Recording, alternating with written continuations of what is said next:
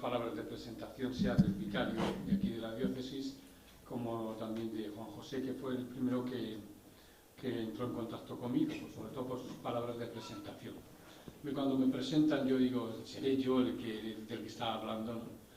Bueno, me han visto ese tipo de presentaciones, lo que uno ha hecho es lo de menos, ¿no? Sí.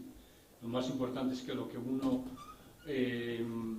tiene, pues lo pueda poner a disposición del bien de la Iglesia y el bien de los demás, ¿no? Evidentemente a mí me une mucho pues esta región, la de Cantabria, pues ya digo, tengo aquí un familiar que es mi prima Juana, que lleva ya años en el monasterio de Ruilova, y luego también por el santuario de la Bien Aparecida, donde he tenido que venir alguna vez a cursos de formación permanente que se han hecho en el santuario, o reuniones que hemos hecho también de párrocos de nuestras dos provincias, porque yo soy de la provincia de Madrid hasta Cádiz y la de aquí es la provincia del norte, ¿no? Pues bien, mirad, a mí me alegra que en unas jornadas de formación hayáis elegido esta exhortación apostólica del Papa actual, el Papa Francisco, que yo considero de mucha actualidad y es todo un reto para la Iglesia, para los cristianos y yo creo que para toda la humanidad. ¿Cómo voy a plantear yo el tema? ¿En qué me voy a centrar especialmente? Pues en temas de pastoral, porque la exhortación Evangelii Gaudium es una exhortación radicalmente pastoral. Es la pastoralidad del Papa Francisco. Además, él fue profesor de teología pastoral en el Instituto Teológico, en el centro, la Facultad de Teología que tienen los jesuitas en Buenos Aires, la Facultad de San Miguel. Allí él impartió clases de teología pastoral especial. Y les queda además se nota en la exhortación que es una exhortación radicalmente teológica y radicalmente pastoral, como lo fue el Concilio Vaticano II. Pues cuando pensamos, sí, una exhortación menos social y más pastoral. Que sea pastoral no quiere decir que no sea teológica, ¿eh? Cuando decimos el Concilio Vaticano II fue un concilio pastoral, pero también teológico, ¿eh? Porque con esto estoy queriendo decir que la pastoral no es de menos categoría que el resto de las disciplinas teológicas. Yo creo que no hay una disciplina más radicalmente teológica que la pastoral. Yo vengo de la fundamental y vengo de la dogmática y cada vez me he ido acercando más por las circunstancias a la disciplina de teología pastoral y al final me he convencido que la pastoral debería ser la primera disciplina que deberíamos impartir en los centros teológicos y concluir con ella también, ¿no? Me da la impresión que el que se dedica a la pastoral es porque no le da la cabeza más de sí y no puede hacer ni Biblia, ni fundamental, ni dogmática. Es un poco, incluso hay facultades que ni siquiera dan la teología pastoral, cosa que a mí eso me dice muy mucho cómo anda la teología. Y digo que vengo de la dogmática, vengo de la fundamental y cuando me he acercado muy seriamente a la teología pastoral, digo, ¿qué razón tenía Ranner cuando dijo que al final la teología es una teología práctica? La teología ha de ser una teología práctica. Y él termina ahí. Un hombre sesudo como fue Ranner termina con todos unos manuales de teología práctica. Valga esta aclaración porque yo creo que es muy importante. Estamos ante una exhortación apostólica, no posinodal, por favor. Esta no es posinodal, ¿eh? Hace mucho se celebró un sínodo sobre la nueva evangelización, pero aquí no pone posinodal. Dice algo sobre el sínodo que él lo considera, pero aquí es el programa del pontífice actual. Y dice, por aquí quiero yo que vaya la Iglesia. Y quiere que lo tomemos en serio, dice así. Ahora bien, para mí la clave es cómo nosotros inculturizamos y actualizamos e encarnamos estos desafíos en el contexto donde estamos. Este es el gran reto.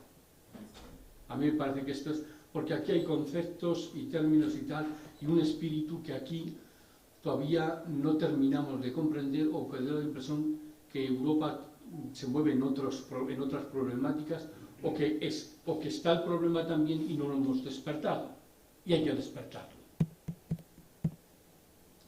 A mí el obispo de Para mí el obispo de Ciudad Rodrigo, Monseñor Raúl Berzosa, en uno de los artículos últimos que aparecieron sobre el Evangelii Gaudium, dice el Papa Francisco, el Evangelii Gaudium y Europa. Y es decir, y aquí tenemos que hacer un análisis de los retos de verdad que implican y hacer hablar a esta exhortación en nuestro contexto. Que eso se va a requerir tiempo. Tiempo. Y además adentrarnos y leerla bien. Leerla a fondo, analizarla y conocerla. A mí me parece que esto es todavía un reto aún y puede ser que muchos de los términos que hay aquí, conceptos, todavía no los entendamos bien, pero tenemos que seguir ahondando en ello. Por lo tanto, al ser una exhortación de corte pastoral, yo me voy a centrar especialmente en la parroquia. ¿Qué nueva parroquia emerge? Un momento. Ahora sí. Entonces, del tema que nos vamos a ocupar es el nuevo estilo de parroquia a la luz de la exhortación Evangelii Gaudium. Vamos a entrar al tema en sí de lo que es la parroquia y luego después un tema también muy importante dentro de la parroquia y de la pastoral es el tema de la devoción o la liturgia popular en la Evangelii Gaudium, y un tercer tema sería lo esencial y lo que da sentido al primer y segundo tema que vamos a ver, sea de la liturgia popular como la parroquia en la Evangelii Gaudium, que es lo que el Papa Francisco llama la conversión pastoral, que es nada menos y nada más que volver a Jesús y crear comunidades en torno a esa frescura del Evangelio, que él lo resume así, esa conversión pastoral como una vuelta radical a Jesús, al seguimiento de Jesús. Bien, el esquema que vamos a seguir es este. En primer lugar voy a hacer una introducción, después el primer punto, algunas tareas prioritarias para la Iglesia y las comunidades particulares, y me refiero a las parroquias según el Papa Francisco. En segundo, la parroquia en el Evangelii Gaudium.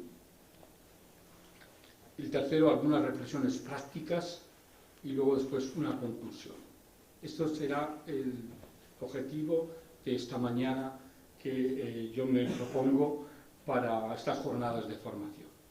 Dentro de la introducción, en primer lugar, destacar que todo pontificado, especialmente yo me voy a centrar en una forma breve porque nos llevaría concretamente mucho tiempo, pero de una forma breve, decir que todo pontificado ha comenzado con un documento donde cada papa ha manifestado cuál es el programa suyo pastoral, cuál es el programa suyo como pontífice.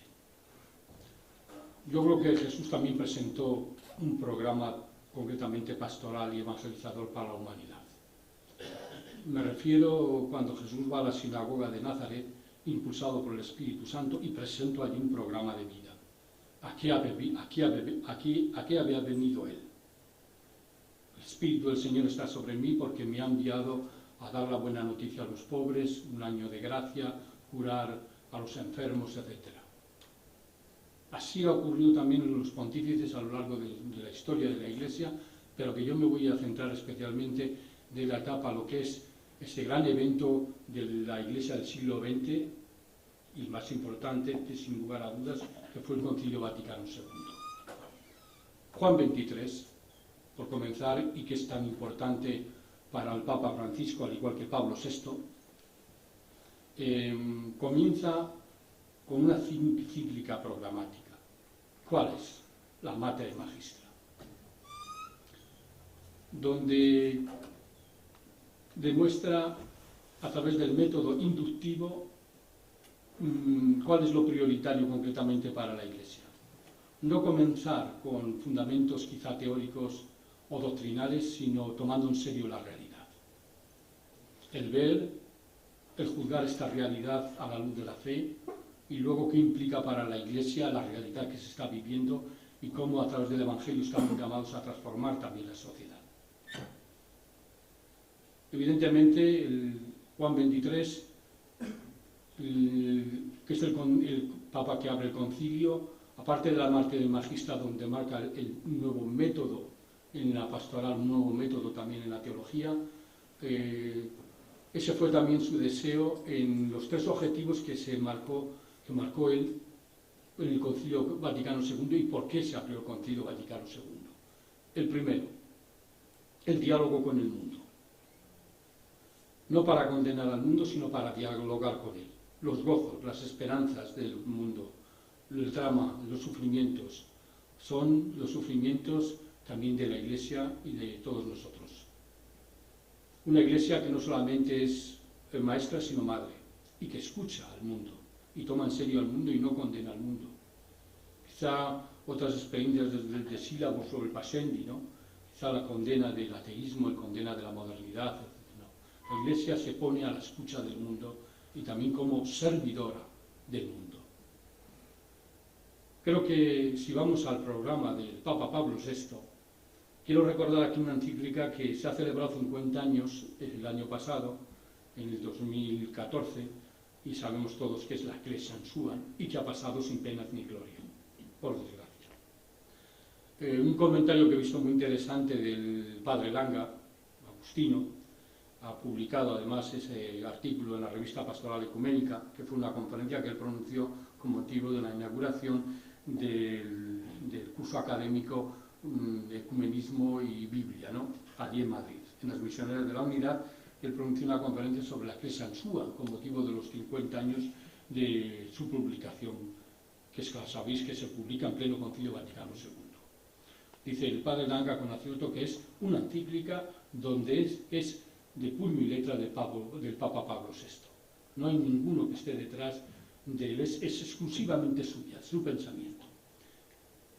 ¿Qué es lo que caracteriza esa encíclica? Tan importante también para el Papa Francisco en toda la exhortación evangélica. La Iglesia se hace coloquio, la Iglesia se hace diálogo. La Iglesia que sale al encuentro de los otros, la Iglesia que escucha a los otros. Evidentemente de Pablo VI no podemos ignorar la Evangelii Nuntiandi, que es otra de las exhortaciones o documentos que el Papa Francisco más cita. Yo creo que es el Papa que más cita en la exhortación, aparte de la Aparecida, que la cita 20 veces, pero la Ecclesia Suam y la Evangelii Nuntiandi son los documentos de Pablo VI que más cita. Al igual, creo que la encíclica suya más social es que es la Populorum Progresse, donde habla claramente del desarrollo de los pueblos y cómo todos están llamados a un desarrollo integral de todos los pueblos. Y cómo no cualquier liberación es cristiana. Tiene que haber una liberación integral, y la Iglesia debe hablar de una liberación integral. Si vamos a Juan Pablo II, a Pablo I evidentemente no podemos detener porque no le dio tiempo a escribir ningún documento, ¿verdad? En ese breve pontificado. Pero Juan Pablo II, ¿cómo comienza el programa suyo como pontífice? Con la encíclica Redemptor Hominis. ¿Y qué dice ahí? El hombre es el camino de la Iglesia. Evidentemente no se podía esperar menos de un papa que era filósofo. Ya había hecho además una tesis sobre un filósofo, de Max Scheler. El sentido del hombre, el hombre que hoy tenemos y que la Iglesia debe dialogar. Sin perder de vista de las magistrales encíclicas del Papa Juan Pablo II, especialmente las sociales. Yo creo que si ha habido un Papa que ha hablado como pocos sobre el tema del mundo obrero, ha sido el Papa Juan Pablo II en la encíclica Labor Exercens, que algunos de nuestros políticos dijeron que esa encíclica estaba demasiado a la izquierda. Que lo diga gente no creyente e incluso de tendencia más socialista, como fue Felipe González, que diga que esa encíclica estaba demasiado a la izquierda, cosa que, bueno, pues ojalá que sea así de verdad para muchos, no solamente para la Iglesia, sino revolucionaria.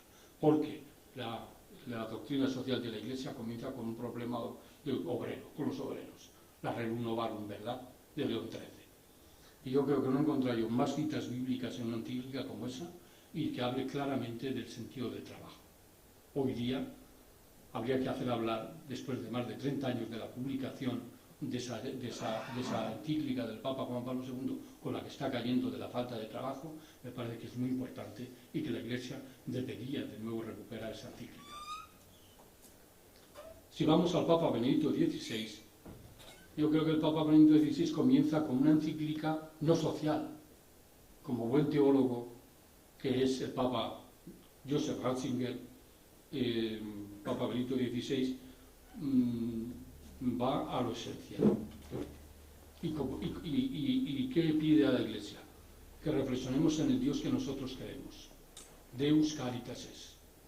Va a una encíclica que además él había trabajado ya anteriormente como teólogo en su libro Introducción al Cristianismo. El mejor libro probablemente, junto con el libro de la Fraternidad que escribió Benedicto XVI, para mí los dos mejores que ha escrito él. Pero en Deus Caritas es, que cita también el Papa Francisco, en el número 1 dice que no se comienza a ser cristiano con una idea filosófica, con una opción ética, sino con un encuentro. Se nace de un encuentro con una persona, y esa persona es Jesús de Nazaret, que además el que se encuentra con él le cambia la vida, le hace estar en este mundo de una forma distinta. Evidentemente, Caritas in Veritate es una encíclica más social que también recupera el Papa Francisco en su encíclica, a la parte sobre todo más social, dedicada a la doctrina social de la Iglesia del Papa Francisco, cita Caritas in Veritate en una de las aportaciones más interesantes que ha hecho el Papa Benedicto XVI a la doctrina social de la Iglesia, que es el sentido de la gratuidad, que se ha perdido en una sociedad que todo, tú me das, yo te doy, ¿no? Se ha perdido la lógica del don, de la gratuidad, que yo te doy a ti gratuitamente, sin que yo reciba nada a cambio. En esta sociedad que todo se intercambia y todo se valora por lo que tú eres, no por lo que tú haces, y no por lo que tú eres. Pero hay un aspecto también en Benedicto XVI que ahí, repito, rescata al Papa Francisco, es cuando habla de la globalización. Dice la globalización, que es uno de los grandes escenarios que tenemos en cara a la nueva evangelización, escenarios o signos de los tiempos, que el sínodo de 2012 sobre la nueva evangelización habló de 7 escenarios. Uno de ellos, el social y cultural que nos movemos, es que vivimos en un mundo globalizado. Es decir, el mundo se ha achicado, cada vez nos vamos conociendo mejor las distintas culturas, un chino que viene aquí, un español que va a China, etc., y nos vamos encontrando. Pero él dice, la globalización ni es mala ni es buena, sino lo que queramos hacer nosotros de ella. Pero añade, pero esta globalización nos ha hecho más hermanos. Nos ha hecho más hermanos. Esto es lo que lleva al Papa Francisco, esta radicalidad de la fraternidad cristiana, que para mí ha sido la mejor aportación que ha hecho el cristianismo a la historia. No lo digo yo, sino el Papa Benedicto XVI, en su magistral libro La Fraternidad Cristiana, que lo ha vuelto a reeditar, Sígueme, en el 2007, y que qué poco se conoce ese libro. Dice, la fraternidad cristiana ha sido el valor más importante que el cristianismo y que Jesús de Nazaret ha aportado a la humanidad. Hermano no es hermano mío de sangre, o mi paisano, o el que comparte conmigo las mismas ideas, como en el marxismo o en el judaísmo, solamente el que es mi propia religión, o el que tiene las mismas ideas o del mismo país. Para el cristiano es el hermano de la comunidad, pero a la vez es el más pequeño, desde Mateo 25, 31 al 46. Ese que estaba en la cárcel, el que era inmigrante, el que era sediento, etc., de la condición que sea, ese es hermano nuestro. Y ese es el plus que ha aportado Cristo a la humanidad, sea quien sea, de cualquier condición que sea, ese concretamente es nuestro hermano. Esta globalización, dice concretamente, nos ha hecho más hermanos. Pues bien, ante los grandes escenarios, uno de ellos es la globalización, no solamente criticar los aspectos negativos y también estar de acuerdo y destacar lo positivo de ella, porque nos vamos encontrando más y nos vamos conociendo más las culturas, pero el cristianismo tiene que sospechar. Pero esta globalización está hecha a 5 velocidades, porque unos manejan internet y otros no tienen ni luz. Hay algo que aquí no funciona. Esta globalización no nos ha hecho más hermanos. Entonces, como aquí el Papa Francisco de nuevo recupera aquello que dijo en Lampedusa. Esta humanidad se ha olvidado de llorar, se ha olvidado de preguntarse qué has hecho con tu hermano. Lo social es muy importante también esta exhortación. O lo que dijo en el Parlamento Europeo en Estrasburgo. El Mediterráneo se ha convertido en un cementerio. Discurso muy valiente que hizo el Papa Francisco a Europa, al ámbito político y social. No convirtamos el Mediterráneo en un cementerio. Cómo va también él allí a Lampedusa y saluda allí a aquella gente de color que eran encima la mayoría musulmanes. Y celebra la Eucaristía allí en una patera y lee la palabra de Dios en el timón de lo que era el timón del barco. Yo creo que estos son gestos que evidentemente yo considero muy, muy, muy importantes. Luego, con respecto a la Evangelii Gaudium, creo que la finalidad de ella es recuperar lo que mejor quería el Concilio Vaticano II, aunque no terminó de calar lo suficiente. ¿Qué es lo que pidió el cardenal Lercaro el 3 de diciembre de 1962, cuando llevábamos 2 meses de Concilio Vaticano II? Dice, yo aquí echo de menos el tema que los pobres son los primeros en la Iglesia.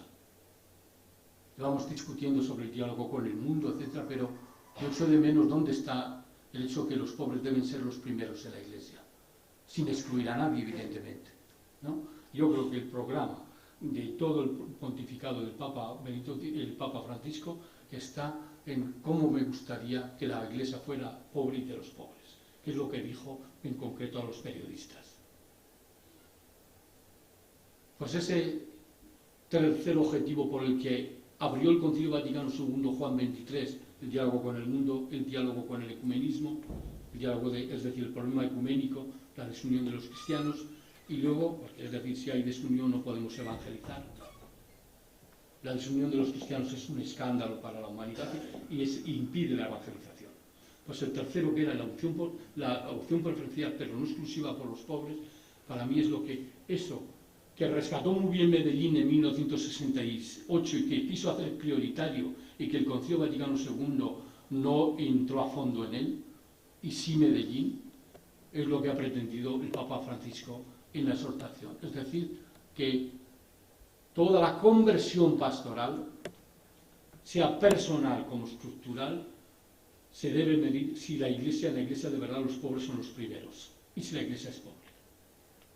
No podrá haber una verdadera reforma de la Iglesia, nos va a decir el Papa Francisco, una verdadera renovación pastoral, mientras nosotros no afrontemos con seriedad qué papel juega el pobre y los pobres, o una Iglesia pobre hoy día en nuestra sociedad, y ante la sociedad, y nosotros personalmente y cada uno de los cristianos. Me parece a mí que este es el programa que presenta el Papa Francisco en su exhortación. Pues bien, hecha esta introducción, yo paso ahora al primer punto, que sería algunas tareas prioritarias para la Iglesia y las comunidades particulares según el Papa Francisco. Porque creo que estas observaciones, estas tareas prioritarias nos van a ayudar a conocer mejor, luego después, qué parroquia necesitamos hoy. Y sí que yo os invitaría a que después de la reflexión que yo haga aquí, si es verdad que podemos hacer un programa pastoral a la luz de lo que el Papa propone. No quiero que a lo mejor lo tengamos que hacer hoy, pero que cada uno luego después piense, cada uno en el contexto donde uno va, la parroquia que tiene, que lo intentemos hacer un plan pastoral, que es una de las tareas de la teología pastoral fundamentales, ayudar a los alumnos a que salgan de la carrera de teología sabiendo hacer un programa pastoral. Y no que nos llenemos de cosas de Rahner, de Pannenberg, de todos los teólogos habidos por haber, y luego no sabemos qué hacer, ni una homilía ni un programa pastoral. Y creo que la teología pastoral debe ayudar, y la formación también teológica debe ayudar a eso. Y a mí me parece que el Papa da pistas para hacer un programa pastoral en una diócesis, desde esta exhortación. Ya digo que no hace falta que lo tengamos que hacer hoy, y que espero que podamos discutir aquí hoy, esta mañana, a la luz de las propuestas que él hace. que luego cada uno, desde vuestra experiencia, puede decir, bueno, es que ya la situación que yo tengo, cualquiera se mete en estos berenjenales, ¿no? Y tal, ¿no? Cualquiera se mete en esto. Pero, bueno, por lo menos yo creo que esta exhortación no nos puede cada uno dejarnos así como si no pasara nada. Esto tiene que sacudirnos a todos, a toda la Iglesia, a la renovación concretamente que el Papa está pidiendo. En esta exhortación, sobre todo, que es posconciliar. De un Papa, además, que no es europeo, es el primer Papa no europeo en la historia. Y que, por otra parte, yo creo que se está cumpliendo ya aquello que Ranner dijo, que la Iglesia con el concilio se había hecho más universal y menos europea. Y Ranner dice, bueno, eso tardaremos todavía unos años. Hasta que tomemos conciencia que Europa no es la única. El eurocentrismo y pasar a un policentrismo. Tenemos que acostumbrarnos a un lenguaje que viene de otros contextos, pero que también es un desafío para nosotros, para Europa. Todos estos conceptos de primerear y todas estas que nos suena así, bueno, ¿y eso qué significará? ¿Qué hay detrás de todos? De conversión pastoral, ¿pero eso qué es? Conversión solamente personal, ¿eso qué pastoral? Ni qué tres cuartos, ¿no? Yo creo que a lo mejor desde aquí podemos entre todos, bueno, pues estos aspectos tenemos que rescatar, que yo no había caído en la cuenta. Y creo que esta encíclica abre caminos para una renovación pastoral y sobre todo parroquial. Y también de los movimientos eclesiales, que él también menciona. Arregló seguido en el número 29. Y que de la parroquia habla solamente en un número, pero muy rico, en el número 28, como vamos a ver. ¿No? Pues bien, estas tareas... algunas tareas prioritarias que nos van a ayudar a conocer a entrar a fondo el tema de la parroquia, pues yo en primer lugar señalaría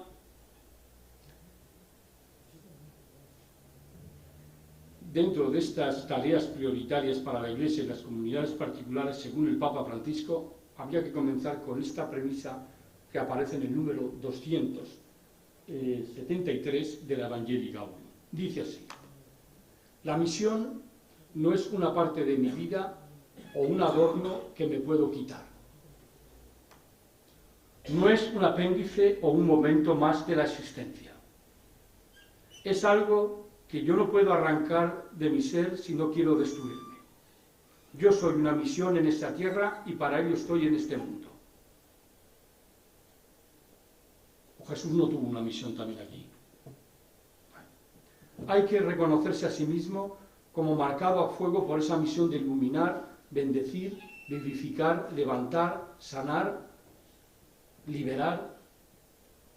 Y dice, allí aparece la enfermera del alma, la docente del alma. Está diciendo que aquí todos en su estado de vida, etcétera, sea creyente o no, tienen una misión en el mundo. Pero, dice, al cristiano, a todo cristiana, dice, que nosotros somos aquellos que hemos decidido a fondo ser con los demás y para los demás. Yo, en ese sentido, si tuviera que decir cuál es el título cristológico más actual del tiempo que hoy corren, es el que rescató muy bien Dietrich Bonhoeffer cuando definió a Jesús como un hombre para los demás. En la tradición, en el Nuevo Testamento, en los concilios, se debatieron el tema de Jesús, hijo de Dios, hijo del hombre, etc. Todos esos títulos cristológicos, que son aproximadamente 28 en el Nuevo Testamento, que se aplican a Jesús. Yo creo que si hoy habría que hablar de una forma existencial, para que los jóvenes entiendan y cualquier persona entienda quién fue Jesús. Jesús fue un hombre para los demás, para los otros. Y esto nos dice, esta es la misión concretamente del cristiano aquí y ahora, dice el Papa Francisco. Pues a partir de este ser para los otros, entramos ahora a estas prioridades. A partir de esta misión, cada uno tiene en esta tierra, y para ello el Papa Francisco ha propuesto 4 tareas, para toda la Iglesia universal, pero especialmente para cada comunidad parroquial.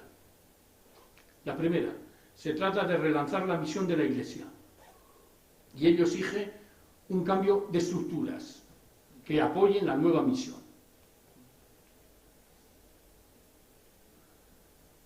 Segundo, reafirmar y expresar de nuevo la identidad del cristiano en torno a Cristo muerto y resucitado.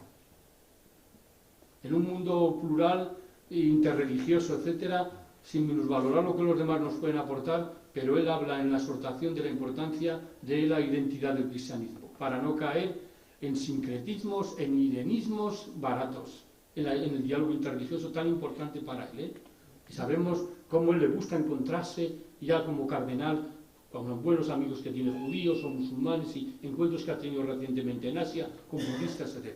Pero nada de sincretismos. La identidad cristiana, y lo pone además en el querigma, en el tema de la resurrección. En la vuelta de verdad radical de conversión a Jesús de Nazaret. Porque hay a veces dentro del diálogo interreligioso que se habla de todo menos de Jesús, y eso no puede ser. Lo siento, desde ciertos paradigmas pluralistas que abundan, como voy a señalar yo también al final de la reflexión.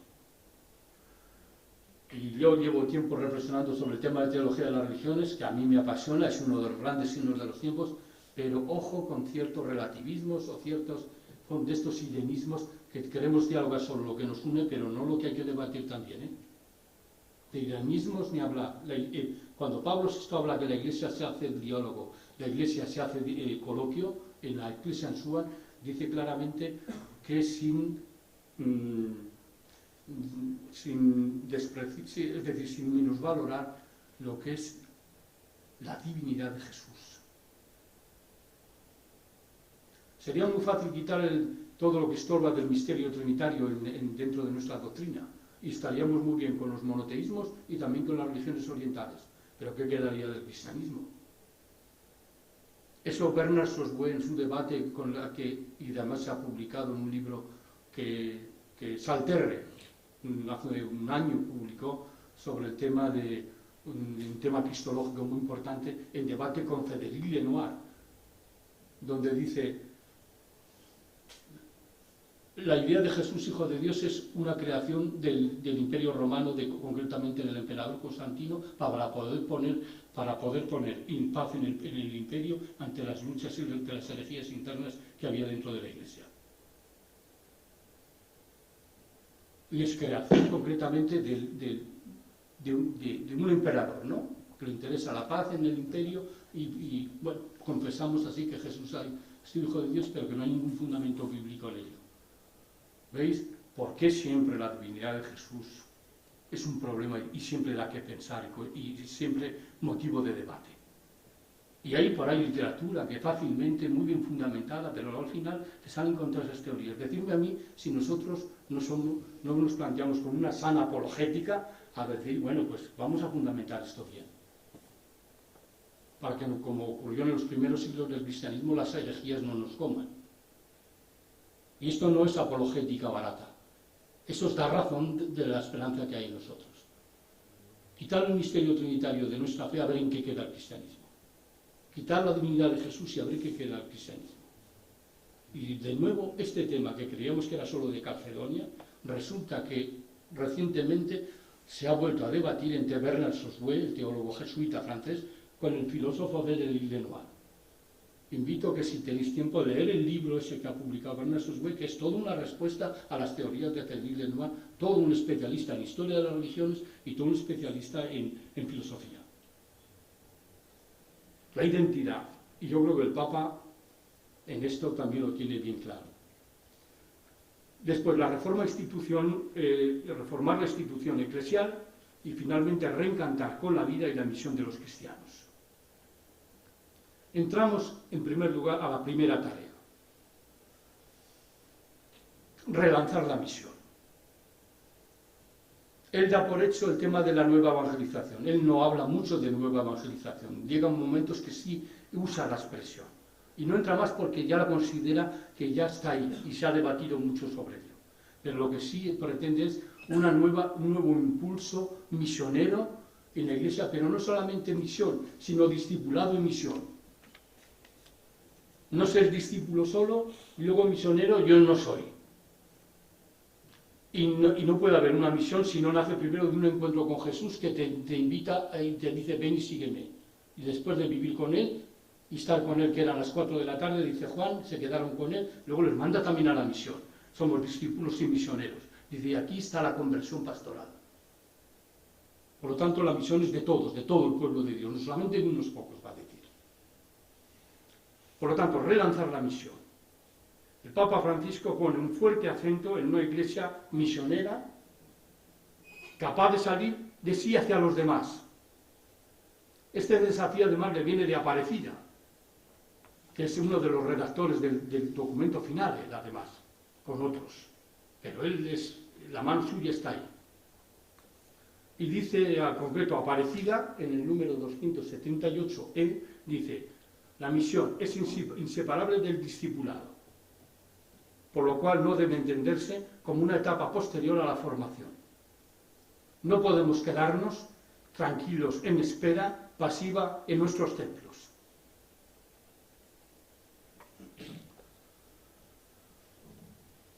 El Papa no teme una iglesia que sea una minoría. Yo venía diciendo esta mañana, Juanjo, cuánto nos interesa nada más que los números. ¿Cuántos bautizados? ¿Cuántos tienen ustedes en las parroquias? ¿Cuántos vienen a las charlas? El otro día venía José Luis Sicre al Instituto Superior de Pastoral para hablar de si la iglesia es profética hoy. El gran exégeta José Luis Sicre. Y dice, yo le decía, bueno, aquí estamos 90 personas, usted estará acostumbrado a grandes masas que le escuchan. Dice, a mí si hubiera 5 me conformo, no miro el número. Ranner y Ratzinger en el libro Cambio Estructural de la Iglesia de Ranner, y después el Papa Benedicto XVI en su libro sobre la Iglesia del futuro, claramente dicen que la Iglesia del futuro iba a ser una iglesia de minorías, que no quiere decir que sea una secta, pero de gente convencida de lo que cree, con tal que sea semilla, dice, y tenga fuerza evangélica. Desea una iglesia descentralizada, en discernimiento, que escucha al pueblo y sobre todo a los pobres.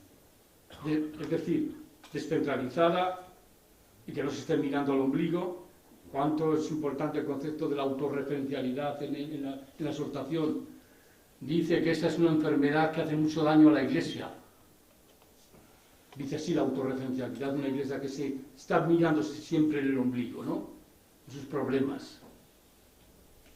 Quien cae en eso es una iglesia enferma, dice además la expresión, así radical.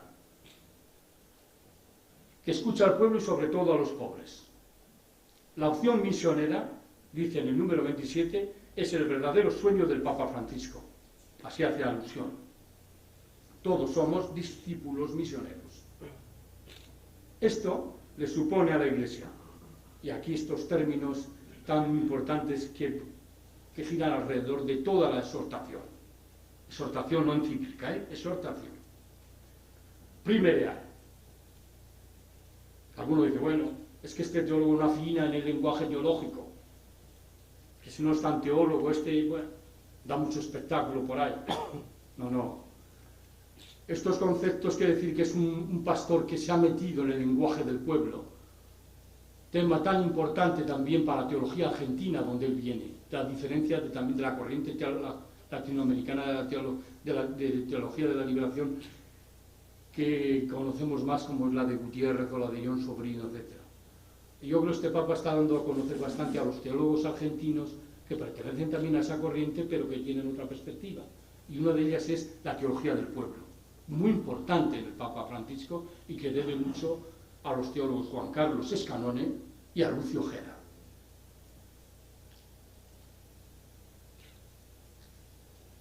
El primerear, estas expresiones, ¿qué quiere decir? Pues detrás está un concepto que él sabe perfectamente como buen jesuita, que es que Dios nos lleva a la delantera, la gratuidad, se ha adelantado Dios antes a nosotros, el Deus semper maior de San Ignacio, la gratuidad de Dios, que antes que nosotros decidamos optar por él ya se ha adelantado a nosotros. Y por eso decir, atreveros a primerear también vosotros, como Dios se adelanta y viene a nosotros, la Iglesia no que espere que vengan a ella, vayamos nosotros al encuentro de los otros.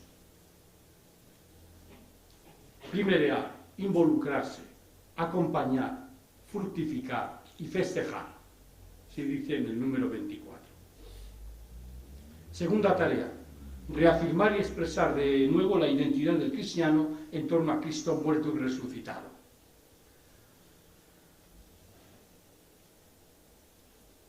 El Evangelio de la Resurrección puede ser inicio de una nueva identidad. La identidad brota de la misión. Dice así, la identidad brota de la misión. La verdadera renovación de la Iglesia viene concretamente de la conciencia de una Iglesia que es misionera.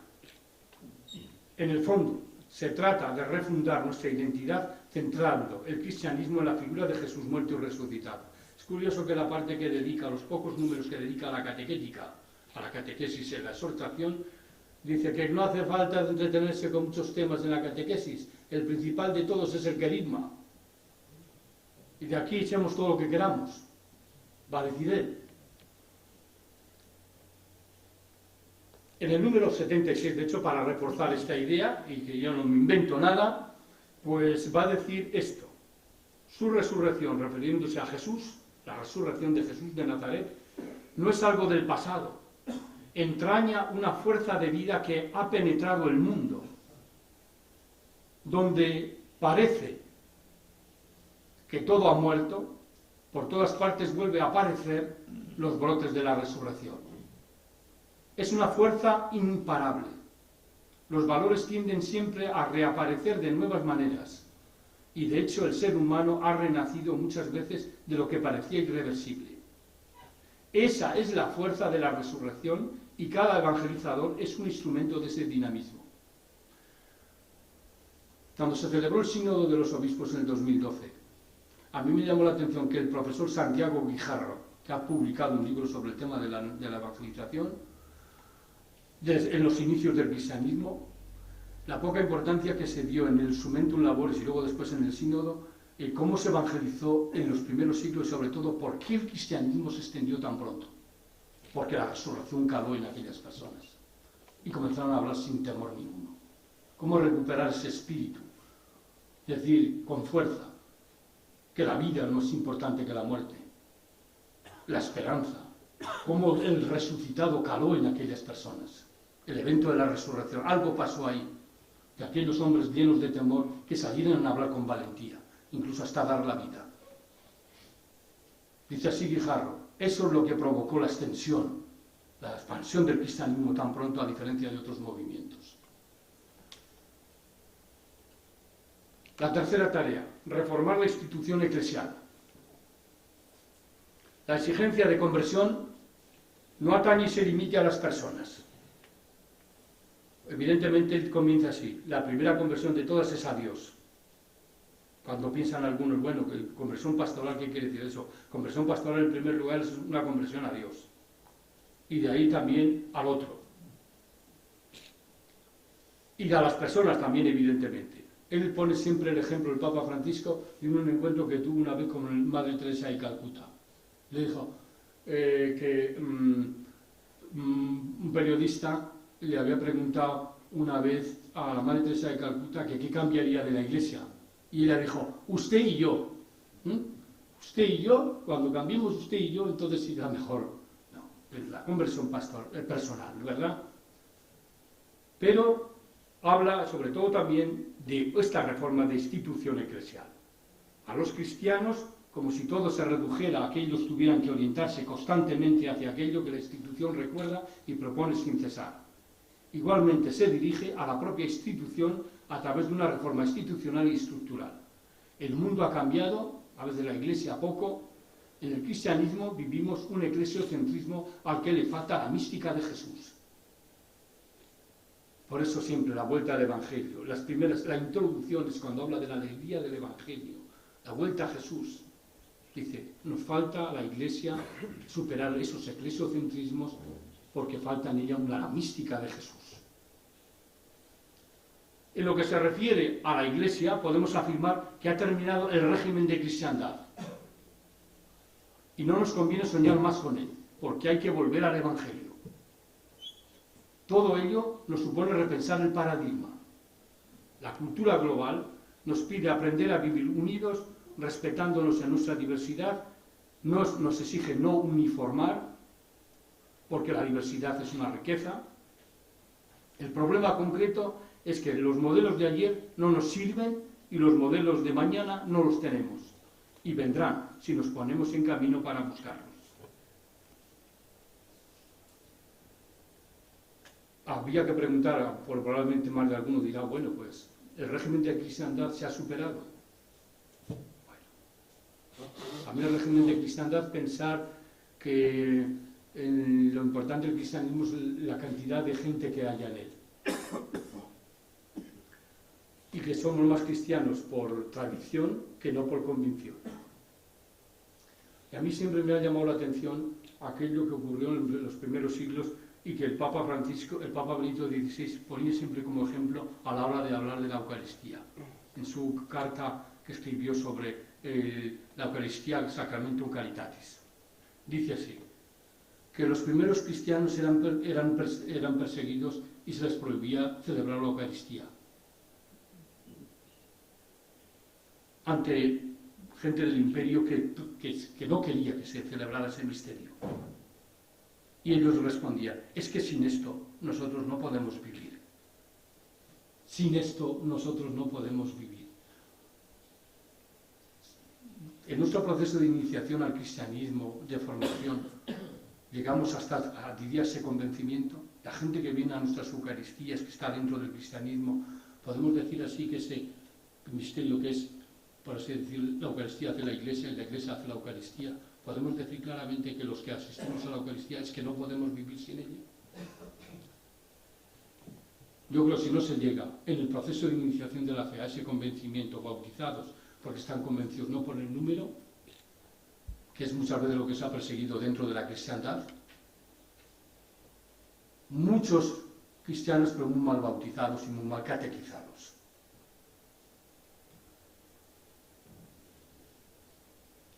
Me atrevo a afirmar que merece la pena en ese sentido volver al Concilio Vaticano II para saber vivir bien en el siglo XXI. Es un concilio que no se reunió para condenar a nadie, para oponerse a algún error. Sabemos que no quisieron, Juan XXIII no quería más condenas. Se requería sobre todo la vara de la misericordia. Muy propio también el Papa Francisco. Se reunió para reformular la identidad cristiana, pero sobre todo para afirmar que la Iglesia prefiere la misericordia. Todo ello por haber sentido en la propia piel de creyentes que algo se estaba terminando y algo estaba comenzando.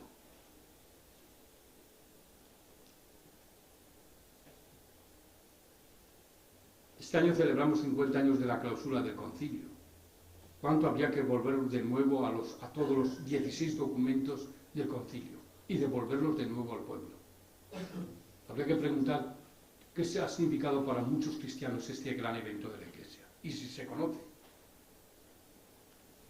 La imagen de la que se ha servido el Papa Bergoglio para ejemplarizar estas reformas estructurales de la que estamos hablando, no solamente la personal, está tomada del Evangelio.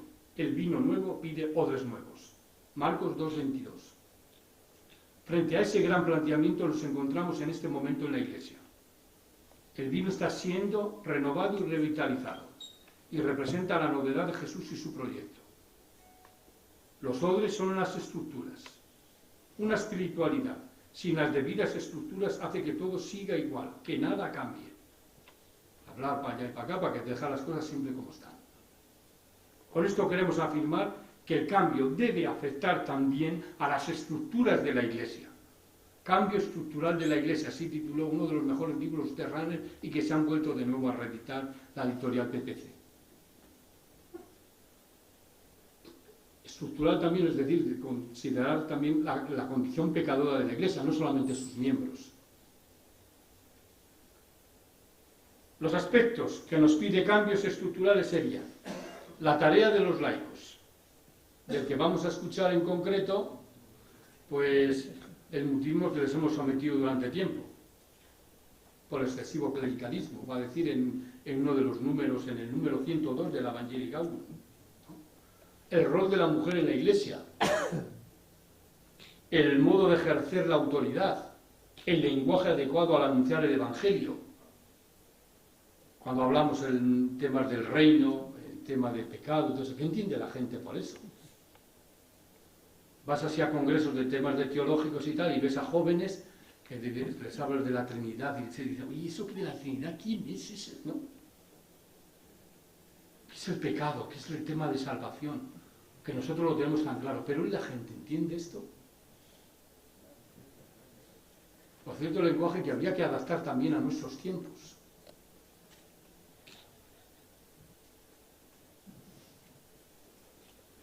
Y sobre todo, ¿cómo respondió el Concilio Vaticano II a la realidad actual? ¿Qué pistas encontramos en él que nos sirvan para caminar hacia adelante? Y yo pienso que el Concilio Vaticano II, del que una y otra vez el Papa Francisco ha tomado en serio como Papa, que no participó en el Concilio, es el único Papa que no participó en el Concilio. Pablo VI sí, Juan Pablo II también, ¿no? Ratzinger participó como perito. Este no. Estamos ante un Papa completamente posconciliar, ¿no? Pues pasar de concebir la Iglesia como una sociedad a concebirla como una comunidad que busca comunión. Pasar de una eclesiología societaria, o quizá también piramidal, a una eclesiología de comunión, de una concepción jerárquica a una participativa.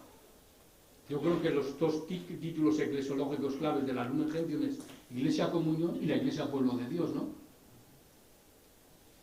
Que eso habría que hablar, quizá luego si en el debate es posible, pero que esto ha creado un dolor de cabeza impresionante y muchas tensiones entre nosotros, para que veamos cuando no tenemos las ideas bien claras en plan teórico, luego después las consecuencias que tiene también la praxis, ¿sí? ¿Cuál es el que predominó en la eclesiología del Concilio? ¿La Iglesia Comunión o la Iglesia Pueblo? El Sínodo de los Obispos del 85, reflexión hecha por Walter Kasper, dice: el título eclesiológico por excelencia de la Lumen Gentium y del Concilio fue la Iglesia Comunión. Ese mismo año, en el 85, la Comisión Teológica Internacional, en un escrito que publicó sobre temas de eclesiología, dice, el título eclesiológico por excelencia es el de Pueblo de Dios. Y yo digo, ¿en qué quedamos? Y el Papa Benedicto XVI, con motivo de esta tensión que ha habido y tergiversar estos conceptos, ha llegado a decir, bueno, es que la eclesiología del Concilio ha consistido en equilibrar esos dos conceptos, y que él lo ha acuñado con esta expresión, una eclesiología teologal, donde el primer lugar del Concilio no fue la Iglesia, aunque fuera el tema central. El tema central de la Iglesia es Dios. Dios. Por lo tanto, no es necesario que algunos digan que es que necesitamos un concilio que hable de Dios y menos de la Iglesia. Es que en el concilio lo primero que comienza la Lumen Gentium es luz de Cristo, Iglesia, misterio, reunido en el nombre del Padre, del Hijo y del Espíritu Santo, citando a Cipriano de Cartago. La Iglesia de la Trinidad, icono de la Trinidad. Y la Iglesia es siempre la luna, la Iglesia lunae que hablaban los padres de la Iglesia. Dice, esto ha acarreado mucha tensión dentro de la Iglesia. Unos cayendo en populismos y otros en comunitarismos. Y en el equilibrio entre ambos dos títulos está la clave para hacer fundamentar bien lo que es la eclesiología. Y también tiene sus consecuencias en la pastoral, ¿no? Y por último, reencantar con la vida y la misión de los cristianos. Dice él que hay cristianos cuya opción parece ser la de una cuaresma sin Pascua. Él dice que con cara de vinagre. Llega un momento también una expresión, ¿no? Que algunos dicen, qué poco teológico es eso que diga cara de vinagre. Ahí tiene que acentuar bien los conceptos, ¿no? Que si no, qué poco teológico. Es que el Papa no tiene por qué hacer teología en el sentido de es pastor, pero este jesuita no es ningún cantamañanas que no sabe. Sabe y tiene buena formación teológica. Viene también de una carrera civil que hizo química, además. Y detrás, vaya que hay teólogos que él ha asumido bien. Uno de ellos a Romano Guardini y a Henri de Libac, que son teólogos claves para él. Y en la exhortación están ahí detrás. Incluso uno de ellos lo cita casi directamente. A Henri de Libac cita expresamente la expresión la mundanidad espiritual, que tanto daño hace también a cada uno de los cristianos. La mundanidad espiritual, que es introducir el ateísmo y la secularización en la propia casa. Y tantos gente dentro de la propia Iglesia que vivimos un ateísmo viviente, además, donde ya no sé si queremos de verdad a fondo en Dios. La crisis de Dios que se ha introducido dentro de la Iglesia, llena de muchas actividades, pero ¿qué espiritualidad hay detrás? esa expresión tiene lo suyo. Eso lo toma él del libro de meditaciones de la Iglesia del Cardenal de Olivac. Y de Guardini hay conceptos muy importantes, especialmente que si habéis leído la exhortación, el tiempo es superior al espacio. Llega un momento que lo dice. La unidad prevalece sobre el conflicto. La realidad es más importante que la idea y el todo es superior a la parte. Estos son conceptos que debe la Guardini, de que él quiso hacer la tesis doctoral, además, en la Facultad de los Jesuitas de Frankfurt. Lo único que fue llamado a ser provincial en la provincia de Argentina, entonces tuvo que dejar, ¿no? Pero él ha seguido de cerca la teología y ha impartido clases de teología también. Pues bien, hay cristianos, dice así, cuya opción parece ser la de una cuaresma sin Pascua. Evangelii Gaudium número 6, cuando habla de la alegría del Evangelio. Esa opción le ha hecho mucho mal a la Iglesia. Se precisa engendrar alegría, entusiasmo, por eso la Evangelii Gaudium, ¿no?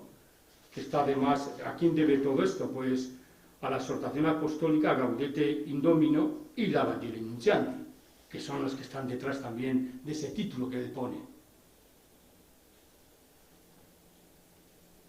Entusiasmo, esperanza y encanto. La gran propuesta cristiana es que esa gran alegría se beba de Cristo resucitante y del encuentro con Él. Los evangelizadores tristes y desalentados, impacientes y ansiosos están necesitados de la alegría de Cristo. Sobre todo cuando queremos ver resultados inmediatos. Por eso cuando él dice que el tiempo es superior al espacio, dice que las cosas de Dios necesitan su tiempo.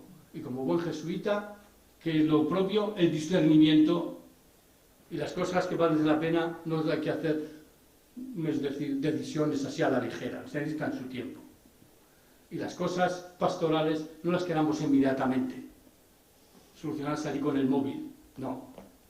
Se necesitan tiempo, pensarlas, formarse bien.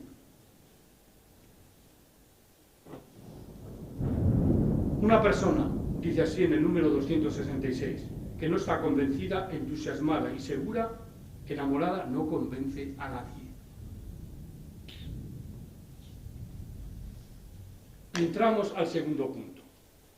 Después de haber hecho todos estos 4 premisas, primero para entender lo que es la pastoral, es a las 12, ¿verdad?